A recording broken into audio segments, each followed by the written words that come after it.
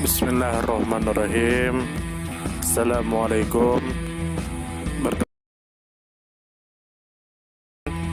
Semoga kita baik-baik saja dan semoga kita masuk surga. Amin. Dalil tentang larangan berambisi dalam jabatan.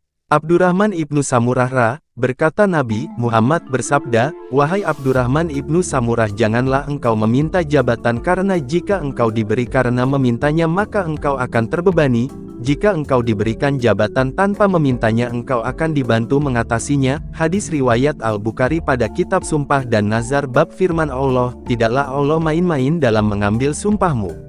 Hadits yang tercantum dalam bab ini merupakan suatu prinsip yang agung untuk tidak mengemban sebuah jabatan pemerintahan. Haram meminta jabatan, terlebih lagi jika ia mengetahui bahwa dirinya lemah dan tidak akan mampu melaksanakan amanah tersebut. Bagi siapa yang meminta jabatan pemerintahan maka ia tidak boleh diberi jabatan itu. Islam tidak memberikan jabatan kekuasaan kepada orang yang memintanya, menginginkannya dan berambisi untuk mendapatkannya. Orang yang paling berhak mendapatkan jabatan kekuasaan adalah orang yang menjauhkan diri dan tidak suka menerimanya. Meminta sebuah jabatan kekuasaan atau jabatan yang berkaitan dengan pemerintahan seperti jabatan hakim, bendahara dan jabatan lainnya yang mengurus kepentingan masyarakat, sangat berpengaruh dengan kemaslahatan pribadi. Barang siapa yang seperti itu keadaannya maka tidak disangsikan lagi bahwa ia akan sanggup berbuat dosa untuk meraih apa yang ia anggap mulia dan untuk mewujudkan ambisinya. Adapun orang yang takut terhadap hukum ini, ia lebih mempunyai peluang besar untuk berbuat adil dan lebih mampu menahan diri dari perbuatan dosa. Mengemban jabatan kekuasaan merupakan sebuah tanggung jawab yang teramat besar karena akan menimbulkan celaan, penyesalan dan siksaan di hari kiamat kelak.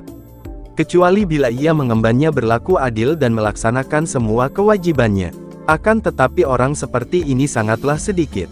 Bagaimana mungkin ia mampu berbuat adil jika sebuah perkara berkaitan dengan kerabat, sahabat, dan orang-orang yang ia cintai?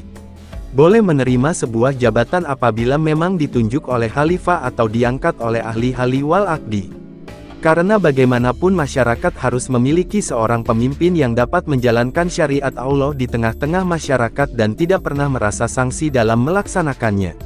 Barang siapa yang diberi hak untuk berkuasa dan berlaku adil maka ia akan mendapat fadilah yang sangat besar sebagaimana yang tercantum dalam hadis-hadis yang sahih. Barang siapa diangkat untuk mengemban suatu jabatan dengan tanpa memintanya maka Allah akan membantunya dalam melaksanakan tugas-tugasnya dan menyiapkan untuknya seorang penasehat solih yang dapat menyuruh dan membantunya dalam berbuat makruf serta melarang dan berusaha untuk menjauhkan dirinya dari perbuatan mungkar. Al-Hafiz Ibnu Hajar berkata dalam kitab Fathul Bari 13/126, sesungguhnya para pemimpin yang hanya merasakan kenikmatan dan kebahagiaan dari jabatannya serta tidak pernah mendapatkan kesusahan dan kesulitan, maka semasa di dunia ia harus dipecat dari jabatan hingga ia merasakan kesulitan, maka semasa di dunia ia harus dipecat dari jabatan hingga ia merasakan kesulitan, atau ia akan mendapat siksaan yang lebih berat di akhirat nanti. Nasallahu al-afwa, kita memohon ampunan kepada Allah. Saya katakan, inilah maksud dari sabda Rasulullah SAW, sungguh hal itu ibarat sebaik-baik penyusuan dan sejelek-jelek penyapihan. Beliau juga menukil perkataan Al-Muhallab dalam Fathul Bari 13/126, ambisi untuk mendapatkan suatu jabatan merupakan penyebab timbulnya peperangan di kalangan manusia hingga terjadi pertumpahan darah dan perampasan harta, pemerkosaan dan penyebab utama terjadinya kerusakan besar di muka bumi. Saya katakan, inilah makna dari sabda Rasulullah SAW, kalian nantinya akan berambisi untuk menjadi penguasa.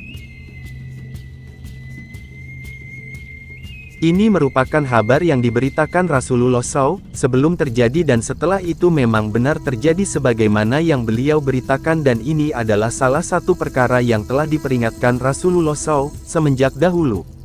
Bagi yang berpendapat boleh meminta jabatan berdalihkan dengan firman Allah yang menceritakan kisah Nabi Yusuf berkata Yusuf, jadikanlah aku bendaharawan negara Mesir, sesungguhnya aku adalah orang yang pandai menjaga, lagi berpengetahuan. Yusuf 55.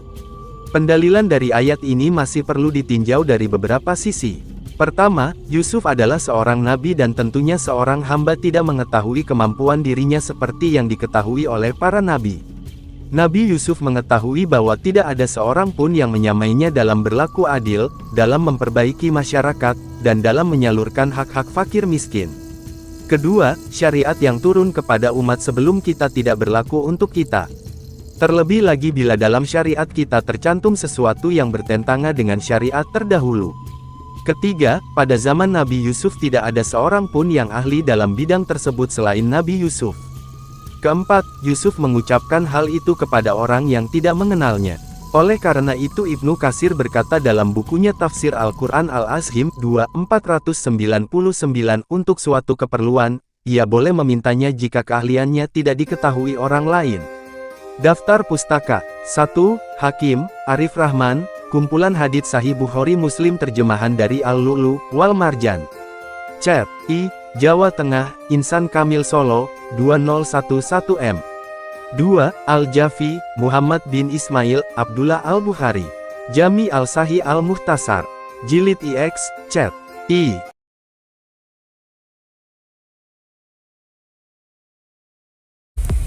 Terima kasih banyak.